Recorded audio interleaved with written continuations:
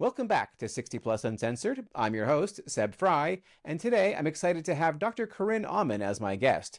She is a developmental psychologist, educator, and care management expert. Her book, Agers, Telling a New Story About Aging, challenges conventional notions of aging by arguing that extended life expectancies mean the traditional old age narrative is outdated.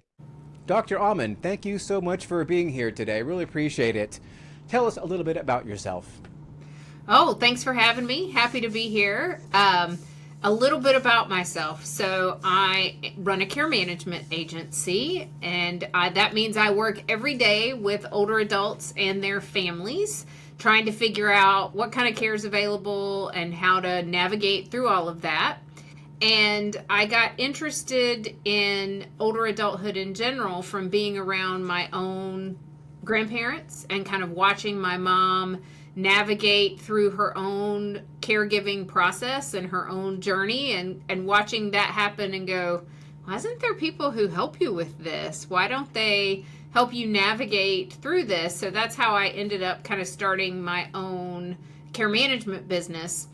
What's interesting, I think, about my care management experience, I really thought when I started my business that I would be working with like 40-year-olds who were caring for 70-year-old parents. And what I'm actually doing is working with 70-year-olds who are caring for their 90-something-year-old parents. There is a tremendous shift in terms of who's caring for who. And that's how I got into writing my book, because older adulthood today is not the older adulthood that your grandparents experienced, and we really need to shift kind of our cultural vision of what older adulthood is, when it starts, what it's going to be like, because it's really a gift to get so many more years to be here, and really extended middle adulthood years where people are active and engaged and doing lots of things that we typically would think of as a time when they might be sitting in a rocking chair or retired and, playing golf every day. And they're doing some of that, but they're doing a lot of other really interesting things too. So just yesterday, I got a call from a placement person. A placement person is somebody who helps an older adult move into typically an assisted living community. And she said that she is 101 years old, and that her son is living with her, who is 78 years old.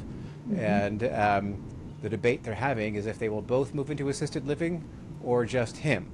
Not even her. I mean, sorry, or just her. Sorry, or just her.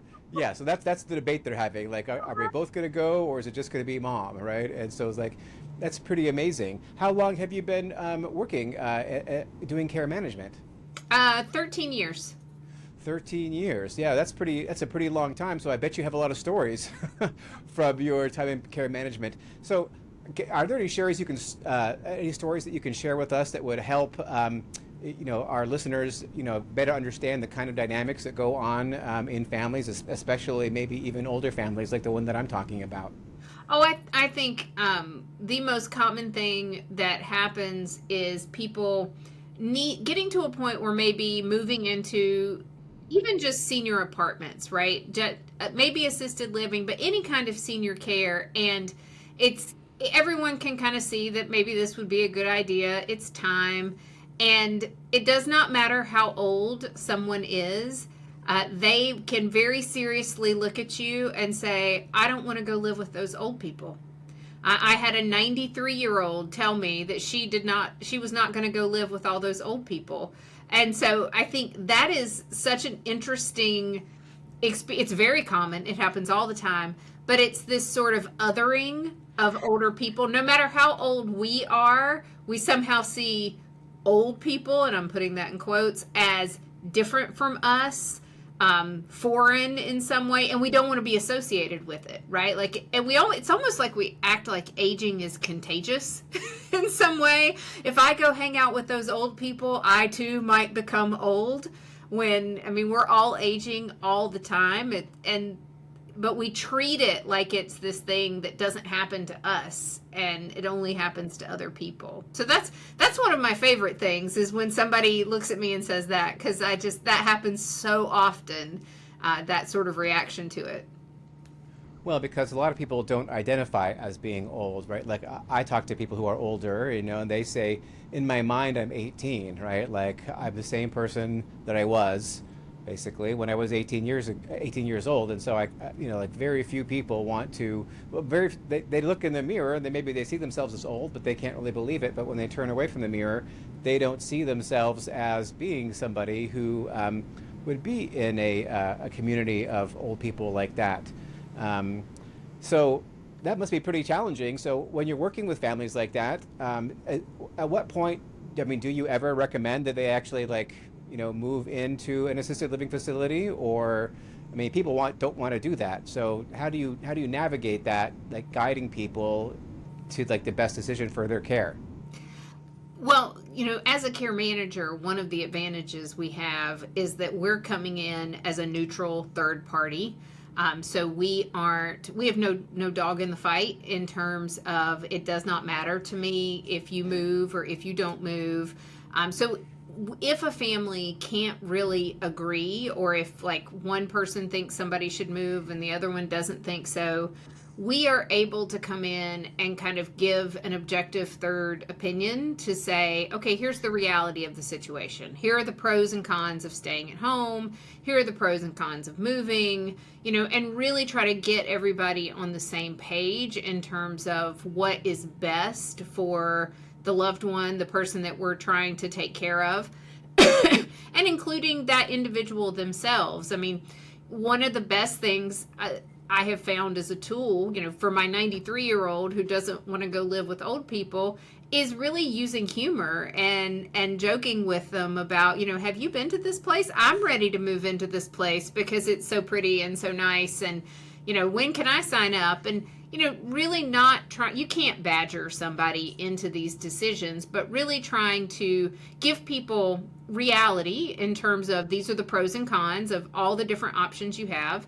And then also trying to not make light of the situation, but not be a Debbie Downer either. I think so much of the way we talk about senior living and the way it's portrayed in our culture and the way we think about it is fairly negative, and trying to help people see that maybe the story that they grew up with of the county home, or what they think a nursing home or wherever it is that they're going to go, what they have in their mind of what that's like is not necessarily the reality of what those communities are like today. And that's what we're trying to get them to see, that the stereotypes are very fearful, and you've got to help people see that things aren't that way in every community today. There are some that are not so great. I don't want to brush over that, but that's not the reality in many communities. Yeah, well, I think that maybe people might be thinking of like Medicaid places, right? Or, for the indigent, essentially, right? I mean, those places are pretty Spartan, I guess, But around here, a lot of here being the Bay Area, a lot of these places are really nice. I went to one a few weeks ago, and I'm 54. I'll be 55 next year. It's a continuing care community or whatever. So I could move in 6 months. I could move in there, and they were saying like it's $3,000 to live in this studio a month, but that includes food, right? It's like I doubt I could live anywhere else for less, really. Yeah. So I'm like, well, I'm married with kids, so I'm not going to do that. But and then I walk around and I talk to a lot of people there, and they're like, it's great here, like this is actually really nice. I don't. And one thing that they like about it is that it's the community. And so one thing that I think about is, like the 93-year-old lady, like, does she get out a lot? I mean, does she have like a lot of community all by herself, living alone, aging in place? I mean, like, what's the quality of her life right now versus, moving into like an assisted living community? Is that something that you find that families really struggle with? Is not, I mean, just the care is one thing, but like, that their spirit and their mind when they're living alone. How do you address that? Well, the socialization is a huge thing, and that's one of the biggest benefits of being in a community is the ability to easily socialize with a lot of other people.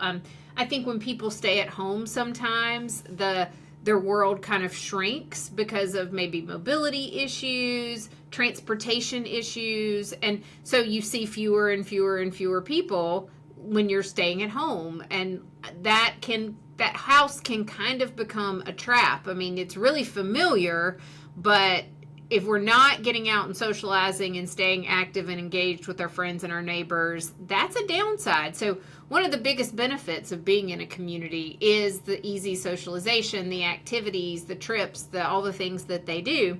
And, I've never had anyone move into like a community like you're talking about, the retirement community down the street. I've never had anyone move in and tell me that they moved in too soon. The much more common thing to hear is, why did I wait so long? What was I afraid of? Why did I wait so long to move in? Because, yeah, like you said, once they get there, they're like, I don't have to take care of a house. I don't have to do any housekeeping. My food's all included.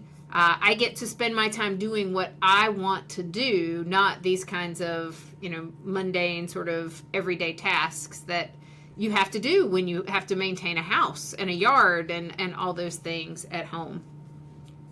I want to go back for just a second to something you said a minute ago about the same person, like looking in the mirror. There's some sort of meme or something that goes around the internet about inside every old person is a young person wondering what the heck happened.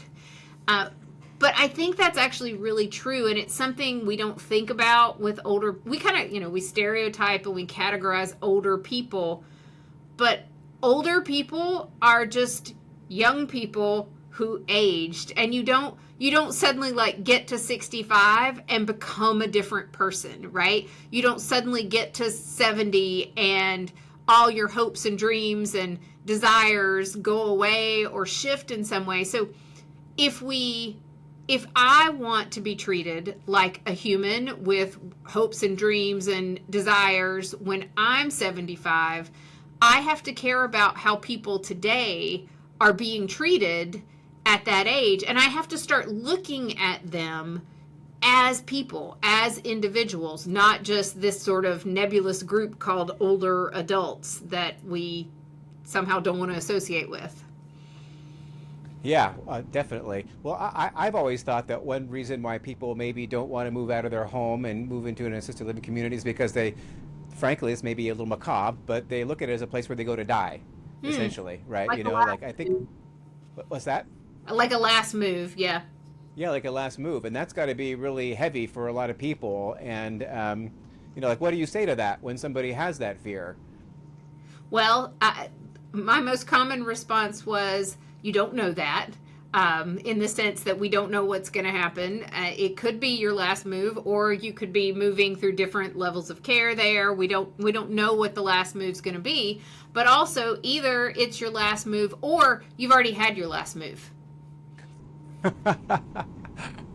Right. Because if you stay in the house, then you had your last move 40 years ago or whenever it was. So that's already taken care of, one way or the other. One way or the other, you're going to have your last move, and you may have already done it. That's a good way to put it, I guess. Yeah, I'm going to have to remember that one. So you run a care management agency, and so what kind of services do you provide? I mean, I think care management agency, I think home care, coming over and no. What is a care management agency? Yeah. What do you do? So home care does hands-on care, right? They're going to come in and help you with bathing and dressing and maybe some cooking and cleaning and things like that. We manage the care. So we are like adult children for hire, and we will really do everything that an adult child or a spouse might do except any sort of hands-on care. That's what we don't do. So for example, we will coordinate and manage all the doctor's appointments. We will arrange transportation if somebody's in a community and needs that to get there. We will attend the doctor's appointments, advocate for that individual during the appointment, take notes, send notes out to the family and say, here's what happened at the doctor's appointment. We will, if somebody ends up in the hospital, we will go be the feet on the ground to advocate for them in the hospital until their loved ones can get there. We will serve as healthcare power of attorney for people who don't have that person in their lives that they could appoint for that. I've managed home renovations. I managed a deck being built. Just we've tried to figure out how to trap and get the stray cats around homes taken to the vet so that they would stop bringing fleas in the house. I mean, really, just anything that your adult child or spouse would do for an aging loved one, we will do it. And we typically get hired when either like the older adult is here where we are. I'm in North Carolina. And the adult children live far away. So we're the feet on the ground. We have clients with adult children in Finland, in Portugal, or California, across the country. And they just can't do the day-to-day things for their parents that they would really like to do. And so we are that go-between. Wow, that's really interesting. And so you guys do patient advocacy, you do construction management, cat herders. Every day is different. Yeah, the cat hoarder thing, that's been really recently. And it was one of those days where you're like, well, how do I put that in the job description next time I have to advertise the job opening? Like, how do you tell people that you might do all of these different things? So do you guys also act as like fiduciaries, as well? We will not manage anybody's finances. Okay, you won't do that. Yeah, no, we won't. If we're appointed like healthcare power of attorney, then we have them appoint someone else as like the financial power of attorney. And those terms are a little different in every state. But no, we want to, our lane is the management of your life. Someone else's lane is the management of your finances. And I think it's better to keep it separate. That way there's some checks and balances on what's happening.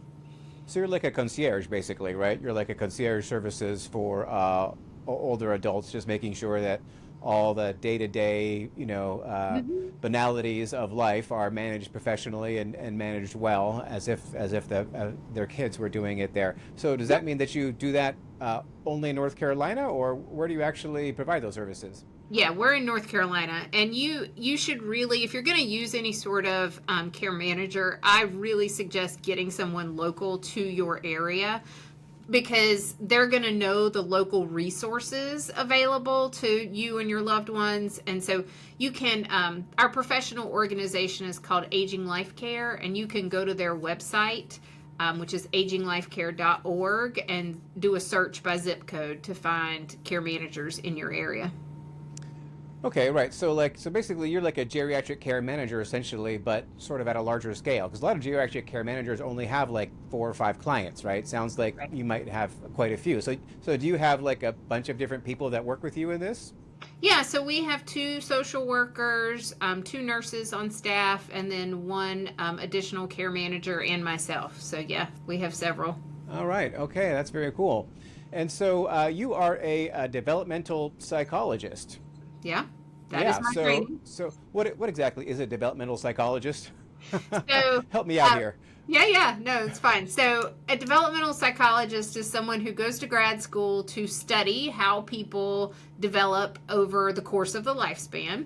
And my specialty area is adulthood and aging. So when I did that studying, I really specialized in how older adults develop and change over the course of those years.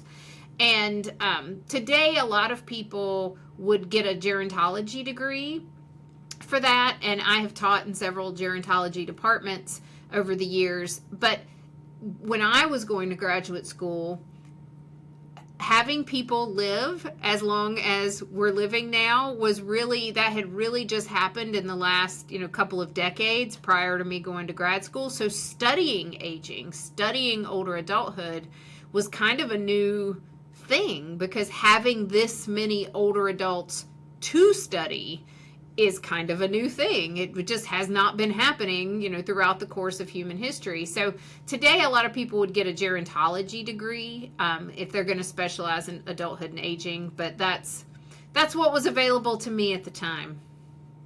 Okay, all right, that's really cool. So have you always had like an interest in psychology, like as a young person, or is this something that you came to later in life? I don't think I really had an interest in psychology until I took a psychology course in college.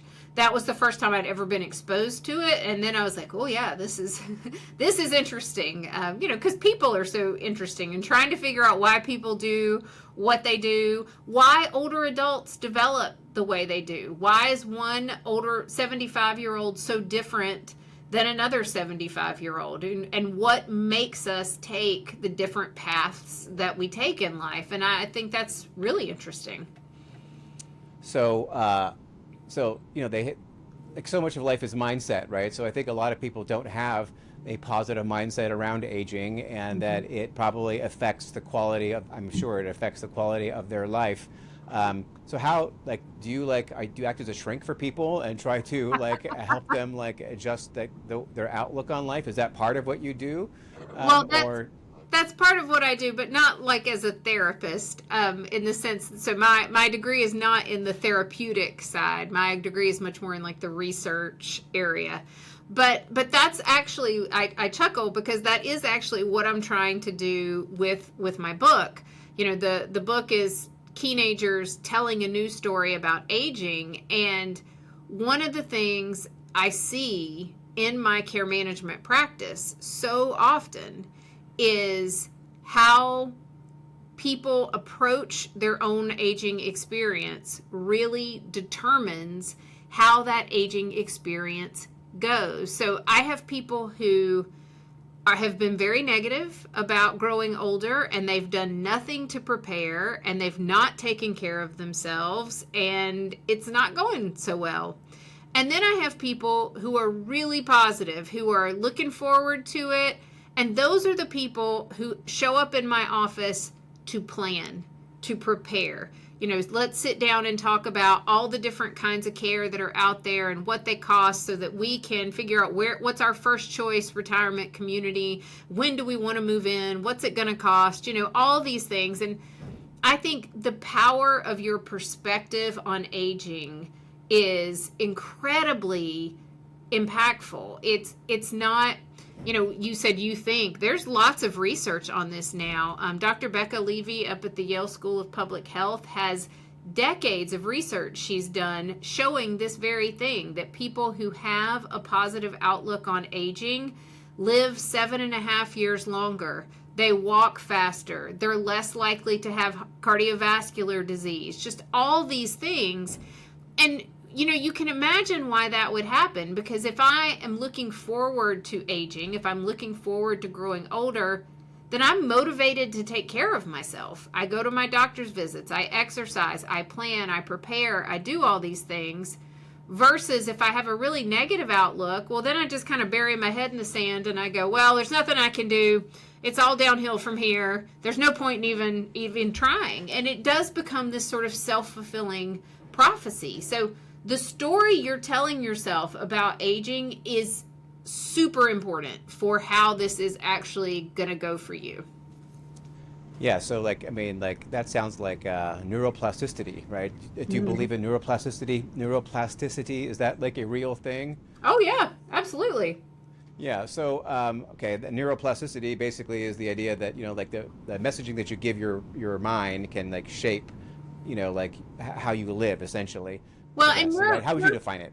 Well, neuroplasticity is basically the idea that your brain can continue to learn new things and make new connections throughout your life. We used to think that once you got to be, an adult in your 20s, your brain was done forming. It was done forming new neural connections. And we know now that that's absolutely not true. So you can continue to learn and do new things, and your brain is going to form new neural connections all the time. This is, that saying, you can't teach an old dog new tricks. Absolutely not. The old dog can learn all the new tricks. Might take the old dog a few minutes longer to learn it than the younger one, but your brain is continually adapting to the environment that surrounds you and the things that you're doing. So yeah, that it impacts everything you think, everything you do impacts your brain. Right. Okay. So, are there any techniques that you can share or tips on how you can improve your mindset? Because you just said it, it's all downhill from here. A lot of people think that, right? So how do you turn someone around from thinking it's all downhill from here to oh, the next 10 years are going to be amazing? So I think the first thing we have to do is realize that the reason you think it's all downhill from here is because we have all been raised in this kind of very negative culture about aging, right? And that you see the jokes about older people, you see the birthday cards, and people say ageist stuff all the time, and we laugh about it or we act like it's no big deal. And if you start paying attention to all the ageism that is around you, so negativity about growing older, it's everywhere. It's everywhere. And it makes people afraid of actually growing older or being associated with being older, because heaven forbid any of those stereotypes and things apply to you. So the first step is noticing all the ageism around you and going, why do we say that, right? Is that true?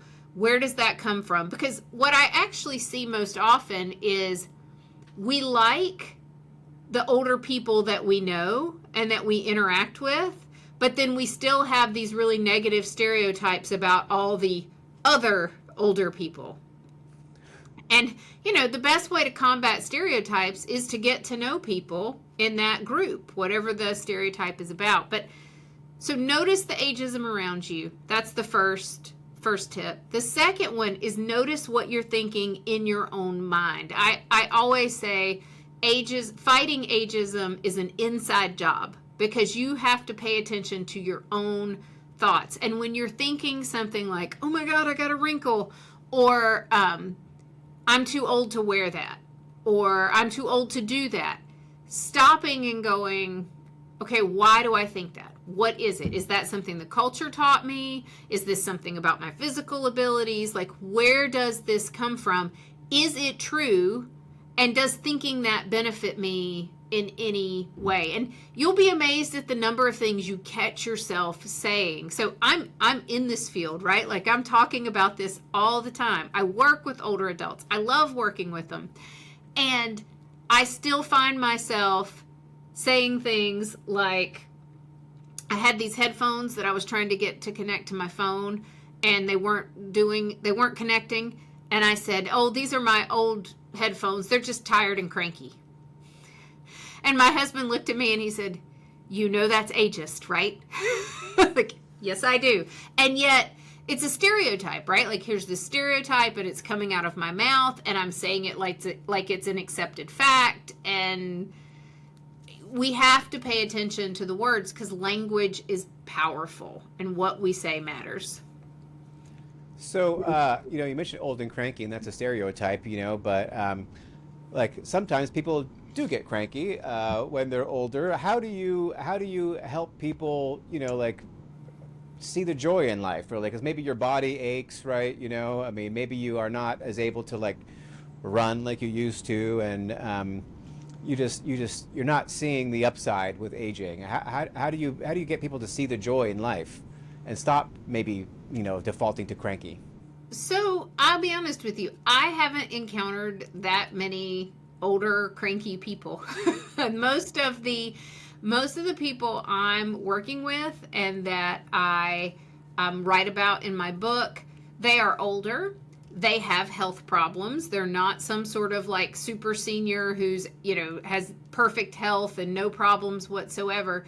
And yet they are incredibly resilient. They have started new businesses. They've started nonprofits. They're caring for their grandchildren. They're doing all kinds of things with their time, despite having any sort of like physical ailments and things like that. And I think when we're younger, we look at older people and we go, oh, I would never want to live like that, with whatever condition, you're thinking about, diabetes, arthritis, whatever it is. But, your health typically changes slowly, and people are very adaptable, and they figure out ways to do things that they love to do or that they want to do with the conditions that they have. Or if they can't do it, let's say maybe you were a runner and now you have bad knees and you can't do that, they find something different. They take up swimming. They adapt in different ways. And I think when we're younger, we think we don't want to change anything about ourselves, or we wouldn't want to have to adapt, or how terrible it is to have to do that.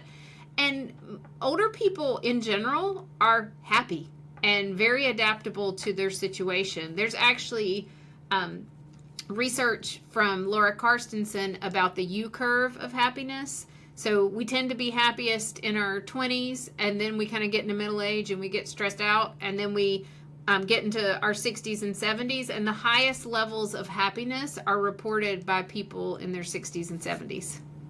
Oh, right. Well, yeah, actually, I have seen that curve before. So that's a good thing to point out to people. A lot of people find their later years to be, yeah, really joyful, essentially, right? Because a lot of the worries and stresses that you have earlier in life are behind you. And, you know, in some ways, a lot of people are on easy street, really, comparatively speaking. So, teenagers, what was the impetus behind you writing Teenagers? So I started trying to write about, again, this idea that older adulthood is not what your grandparents experienced, that it's really different today than it would have been for previous generations. And I think so much of what we hear in the media is very negative, you know, the silver tsunami, things like that. And I'm like, no, we have to reframe this. We have to reframe this time period because it's really different. And getting these extra years that previous generations didn't get is really a gift. And we should be looking at it positively to go, hey, we're getting these years. People are putting these years to good use. They're doing fun and interesting things. And we don't talk about it that way at all. And so the book really came about trying to talk about aging in a positive way. That's why I use the word teenagers and not just older adult, because if you try to talk about, just go Google older adult and see what words come up as synonyms for that. They're almost all overwhelmingly negative. You know, it's codger, old coot. I mean, it's terrible. It's terrible. So I wanted to use a word that had some positive connotations to it. And the definition of keen is highly developed or having a strong interest in something. And I think that's a perfect description of people who are in older adulthood today. You know, they are highly developed and they have a ton of interests, and they're very interested in life and continuing to contribute and have purpose. They're not just going and sitting on their front porch in a rocking chair, you know, are kind of stereotypical things. So that's how it came about, because I think if I had older adulthood so wrong, if I thought I was going to be, you know, working with the 40-year-olds, caring for 70-year-olds, and instead my 70-year-olds are still out there kicking it, if I had it that wrong, most people do too. And it could be a real benefit to all of us if we reframe how we're thinking about it. So, what are some of the stories that are in Teenagers? Are there any stories in there that help people, like, maybe see themselves in the experiences of others that stand out in Teenagers? Yeah, so I did a lot of interviews with people in this age group to kind of see, you know, like, what are they doing? What are their life like? Things like that.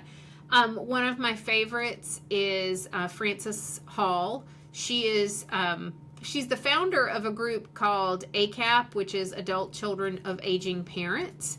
And what I love about her story is that she sort of accidentally started this nonprofit in her retirement. So it's like she saw a need when she was caring for her own mother, when she was still working. She saw a need for adult children to be able to get together and talk to each other about different things, about what they're going through. And it started as this sort of like lunch group at her job. And then she retired, and other people, you know, had started saying, well, I'm interested in that. Can I come? Can I come? And when she retired, she started forming like community groups that did this same sort of thing. And this has kind of accidentally grown into this multi-state, multi-chapter nonprofit. And, you know, Frances is there going, wait, this is my retirement. I was supposed to be sitting back, you know, doing nothing. And instead I've kind of got this full-time job running this nonprofit, which is really, really helping people. And I'm joking a little bit because she does enjoy what she's doing. But and Frances has her own health problems. I mean, it's not like she's some sort of super senior. It's not like she set out on some big mission, but here she's found herself and she's going, well, hey, look at what I've done. And that's, I love that. I love that. I've got several people in the book who are in their 60s and 70s, well past the traditional retirement, and they're still working full-time or part-time, doing lots of different interesting things. And that's what I think we should all want. We should all want to be continuing to have purpose and meaning and doing things that we find impactful, whatever that is for you, for as long as we can do it. So, how can like family members okay, so like in this case, I'm talking about the guy is 78 years old and his mom is like 101 years old. Like, what are some ways that the 78-year-old who may be having a lot of health challenges and mobility challenges of his own to support his mom in being a keen ager at that point? I mean, is there a point where really you need to hire like a geriatric care manager, or are there things that regular ordinary family members who may be in their 70s and 80s and having less energy perhaps than they might have had when they were 20 to support their older parents? Every older person is an individual, and it's going to be different every time. So you might have a 101-year-old who is still, getting up every day and going to a part-time job or going to volunteer, do different things. Or you might have a 101-year-old who says, my garden in the house is where I need to be, and that's enough, and that's what I want to do every day. I want to put around here. So I don't think there's any sort of blanket statement that I could make about that, because every situation is going to be individual. What I will say is the most important thing is quality of life, and whatever needs to happen for that. And so if you need guidance, finding out what the resources are in your area, be that, support groups, community groups, art classes, getting a care manager to help you find those resources, connect you to those things can be super helpful, because, you generally are not an expert in everything aging, and care managers are. They're going to know what's available around you and be able to connect you to all those things. So when you work with a care manager, like how much do you generally work with them? Is this like something where like most care managers work like an hour a week, or do some care managers work 20 hours a week? I mean, is this something that's really expensive for people, or? It really depends. So we have folks that we only see like once a month, just as a check-in. That we have people we see every other week. We have people that we are spending 10 or more hours with them per week, going to doctor's appointments, doing different things for them. So it's very individualized in terms of how much help or assistance you need. It's not, there's no blanket statement for that either. It's completely customized. Completely customized. How do you see that like senior care management changing in the next, say, 10 years, right? I mean, like we're seeing like a lot of artificial intelligence, right, and like autonomous vehicles and stuff like that. Mm-hmm. Do you really see like a lot of changes coming down in terms of like how America cares for its aging population? It's an interesting question, because on the one hand, I want to say no, because care and caregiving tends to be a very human interaction. I can certainly see the power of search engines and like AI, but in terms of finding local resources, things like that. But at the same time, for example, if you do a Google search for home care in my area, there are over 60 different home cares in my area of varying size and quality. Whereas if you work with me, I'm going to narrow that down to you for you to maybe 3 that I'll recommend that fit your budget, that have staff available, that have the scheduling flexibility for that meets your needs. I'm going to make that a lot simpler of a process, and I'm just not sure AI would be able to do that, because it's just not going to know the ins and outs of all the different home care agencies, because that's not information that they publish online. That's something you have to know from meeting with them and talking with them and working with them over time.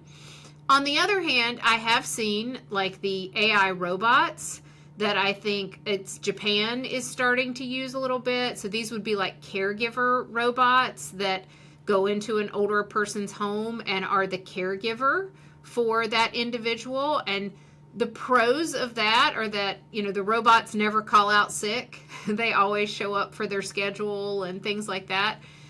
The con is that instead of it being a human being caring for you, it's a robot. And how will people feel about that? Like, is that a good thing or not? I don't know. We'll see if that is a concept that really takes off as it gets, more widespread. Yeah, I would think not. I would think that maybe care management for older adults might look a lot like it does today in 10 or 20 years, because I just think that so much of it is the human touch, really. I mean, can you really have like a sense of community with a robot? Maybe I don't so. know. People are falling in love with their AIs now. They have AI girlfriends and things like that. So Is that really happening though, or is that just like a bad internet meme, right? I mean, like I've seen some stories about that, but I talk to ChatGPT all the time, right? And it's not as deep and nuanced and thoughtful and complex as like an actual human. Not really even close. And they're not all the same though too. Like I did meet someone who seemed to have a pretty close relationship with Grok. Was talking about how like he talked to it about movie recommendations, and it responded in a way. It's like, oh yeah, go watch that movie and come back and tell me how it was. And he was excited to go like tell Grok how the movie was. And I'm like, you know that I'm not a real person, right? And so yeah, it's out there. We'll see. I don't know what will happen. I never say never.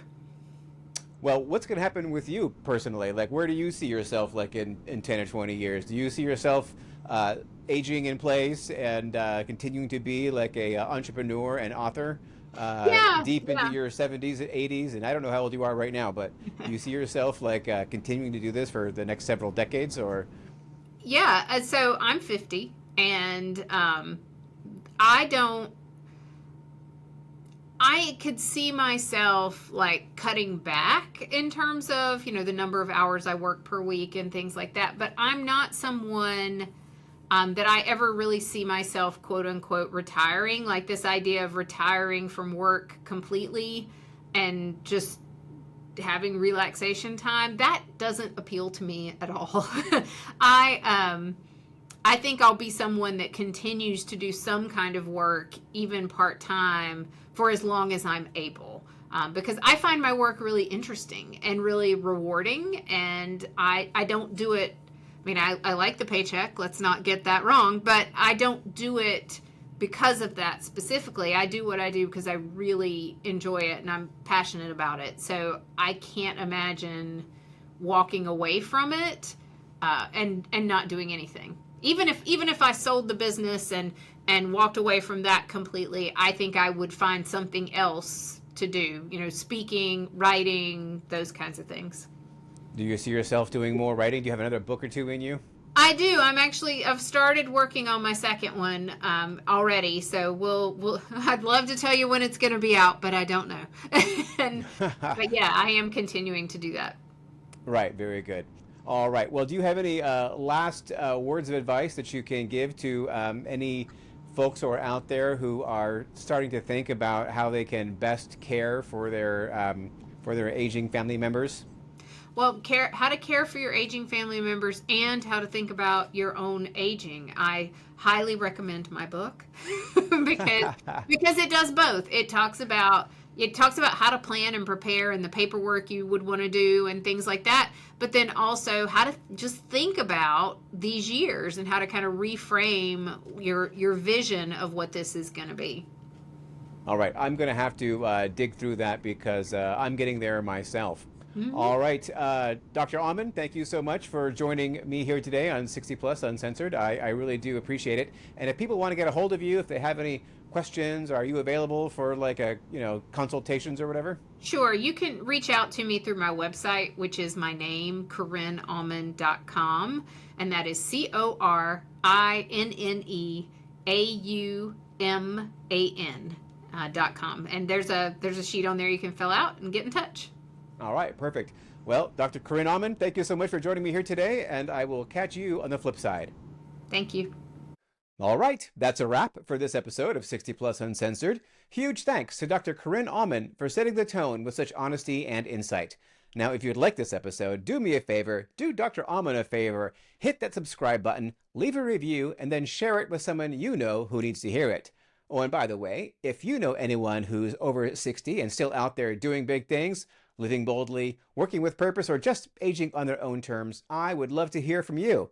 Reach out at team60plus.com or join the conversation at 60 Plus Uncensored on Reddit. I'm Seb Fry, and this is 60 Plus Uncensored, because as we're learning, life after 60 is in the end, it's just getting good. Subscribe now.